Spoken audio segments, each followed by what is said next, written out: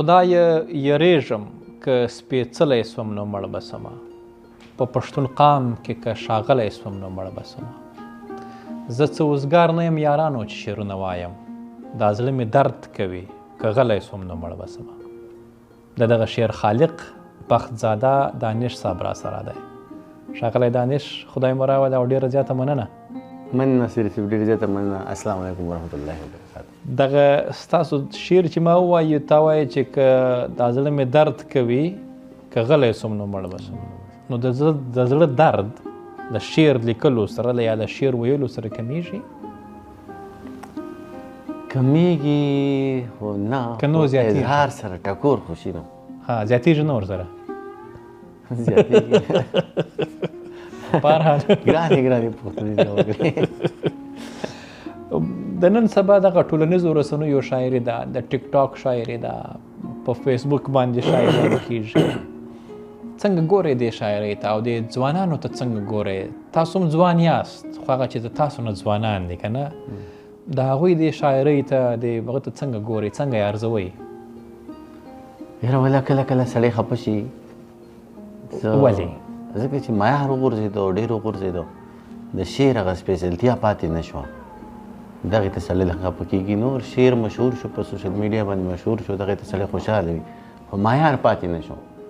دغه انسان خفه کېږي. خو دغه د معیار لپاره خپله شاعران تاسو غوندې چې اوس مشران شاعران یئ یا تر تاسو مشران شاعران دي، هغه څه کوي؟ نه، په عملي توګه هېڅ هم نه کوي، صرف تنقید څوک څه کولی هم نه شي. نه، څه به وکړي؟ څه کوي هم نه، څه کولی هم نه شي. او له دې سره تاسو چې چېرته اوسېږئ در کې یا په ټولو پښتونخوا کې ادبي هلې ځلې یا ادبي غونډې کېږي اوس کمې سوي دي د پخوا پرتله زیاتې سوي دي که لږ حالت راکړي؟ نه کېږي، ډېرې کېږي، کمې شوي خو نه دي. وخت سره نور هم زیات کېږي، ادبي غونډې زیاتېږي. او شعري ټولګې که راته ووایاست دانش صاحب څومره مو چاپ سوي دي یا اوس تازه مو څه شته که نه شته؟ نصري صاحب یوه چاپ ده او بله بس انشاءالله داسې میاشت دوه کې به راشي د خیره. ستاسو یو شعر دی دانش صاحب وایي چې ورته مې وکتل وروکتل کتل ورکتل، ورته مې وکتل وروکتل کتل ورکتل، سترګې مې تږې وږې وړې وې مړې مې راوړې.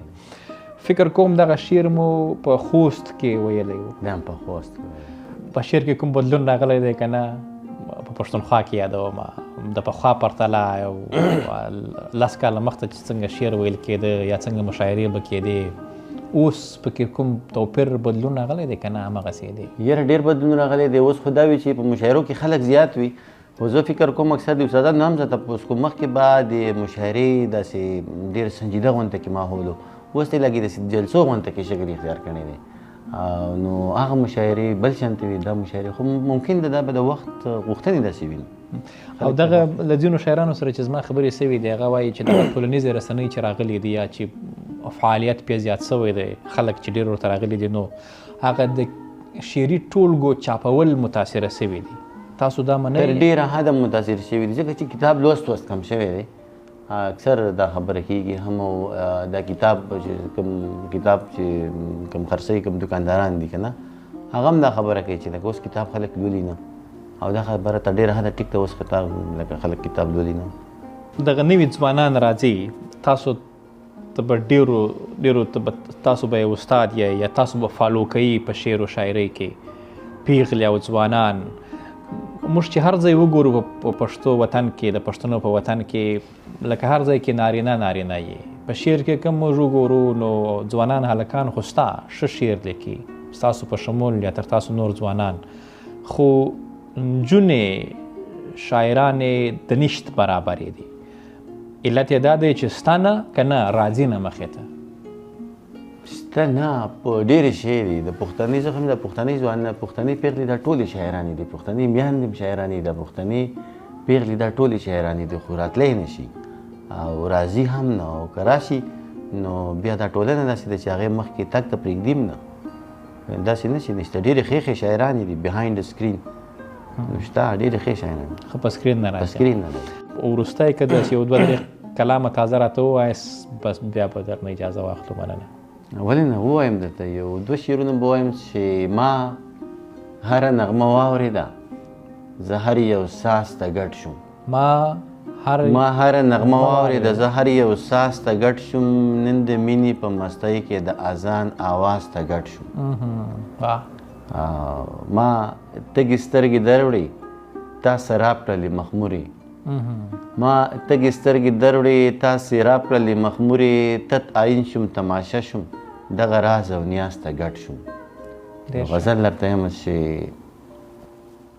مونږ دوه د زمانې نه څه جدا شو څه خراب شو مونږ دوه د زمانې نه څه جدا شو څه خراب شو مانده وزرې را شو جسستا شو څه خراب شو ګلونه مې راوړي وو له ګل ګل ګلستانه ګلونه مې راوړي وو له ګل ګل ګلستانه څه مړاوي شو په لارو کې څه دا شو څه خراب شو اومه څیزونه وو په لارو کې پراته وو